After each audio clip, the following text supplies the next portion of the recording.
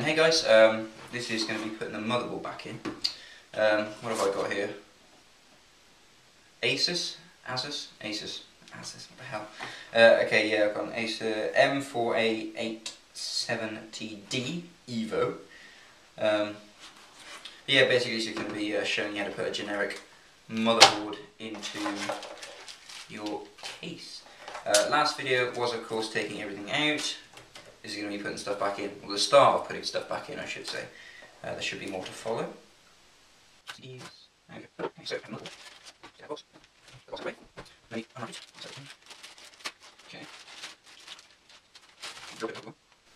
okay, so we have the motherboard out and ready to go. Looks quite good actually. It's the first time I've taken it out. Right, yeah, change of camera angle, and I'll see you in a second. Okie dokie, so, gonna put the motherboard back in now. First thing first is to actually put in the metal black bracket, which you should have gotten with it, and make sure it goes the right way, usually with the sound at the bottom, but yeah, that's, you probably can't, yeah, but anyway, basically it's just a clip-in job, not even usually a problem, although now I've said that, of course it's going to take me like 10 minutes. Oh no, there we go. Yeah, yeah, yeah, there we go. All right, that was fairly easy. It's just clip it in, push it in, clip. Very good, very good, very good. I'm just going to try and keep those wires out of the way a little bit. Okay, so let's put the motherboard in. Okay then, guys. So after you put in your backplate, metal backplate, if it hasn't already come with it, you'll notice that this hasn't actually got a support for the heatsink for the CPU. So I'm actually going to have to put one on. On the back you'll notice 4 screws. Simple enough. What you want to do is you just want to get the back plate. Whoops, oh sorry, you can't see. Wait a second, you can't see that at all. What am I doing? Let's try it that way. That might work. Okay, so you just want to get the back plate and just stick it into the holes. There we go. Okay, so holding that, just turn it over. And I'm going to just plonk it on there for the minute. Okay, that'll do. Get the front bracket, just place it over the top. And screw in your 4 screws. And there's a 4th.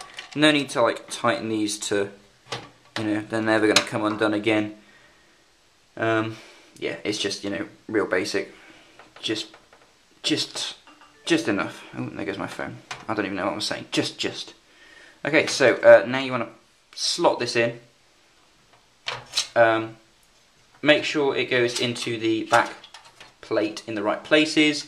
And you'll notice the 4 holes, or well, 6 holes I've got. My previous one had 7, 8, 9 actually, which we're holding it in. But yeah, this one's got 6, so I'm just making sure that, you know, those line up in ready for screwing in. Which is the next step, of course. So let me find the screws. Okay, so just start off by putting these in.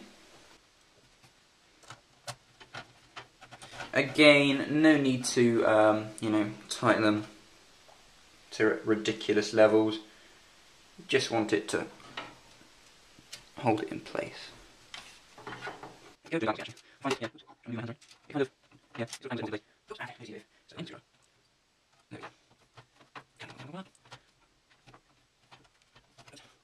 There we go. Okay, sounds like 2 angles. Where should line up? That's what it's done. Okay, so they should be on. Just check that they are all tightened up. Okay then, so the next thing to thread through is probably all of the cables for, not the power cables, but the cables for sort of like your front USB, you know, the power buttons and etc, etc.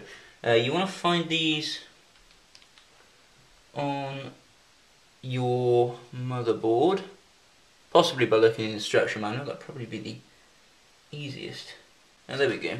Okay, so you definitely cannot see that, but you've got here you go. You've got all these little sort of inputs. which are labelled as, you know, power supply, power LED, LED, speaker, etc. So yeah, that's what you want to be connecting up next. Okay, so I've actually just found this little connector which basically plugs onto my board, and it just tells me HDD LED, plus and minus, power, ground, reset. Yeah, so all these little things, which are labelled on here anyway, and will undoubtedly be in your instruction manual. So let's just find the wires for all of these. So yeah, there we go. Oops. That's just a screwdriver. Okay, so here we go. We got power, power switch, reset switch, HDD LED, power plus, and power minus. I'm pretty sure that is everything that needs to be connected. This is a bit undignified, but just looking underneath it. Yeah, this is all of the power. I've said power too many times now. And I'm going to actually plug them onto here first of all, before plugging them into my board, but you probably just plug them straight into your board. What have we got here? Reset switch. So we've got reset. Okay, so there goes with all of my connections, and actually the connection for the speaker is here also. As you saw on, I don't know if you watched the last video, but the connection for that was actually over this side of the board last time. But this time it's right next to those. So yeah, there we go. Yeah, it's that way. Okay, so those are the switch connections for your board. Now also from the front you should probably have a couple of cables.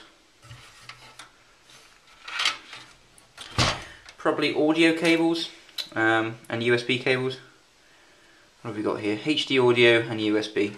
So all you've got to do is find the right plugs on front of your motherboard. Alright, so I finally found my connections. I actually had to resort to the user manual to find them, because they seem to be named differently on this than the last motherboard, but then again I suppose that motherboard was quite old. Okay, so yeah, just literally plug it in. And here's the USB one. So I'm going to plug that into the USB. And there we go.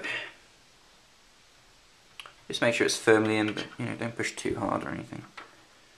So yeah, that should be all of the connections really that you need to do at the minute. I hope you'll check out the next video. Next one should be installing the CPU on the heat sinks and what to do with that. So yeah, thanks for watching.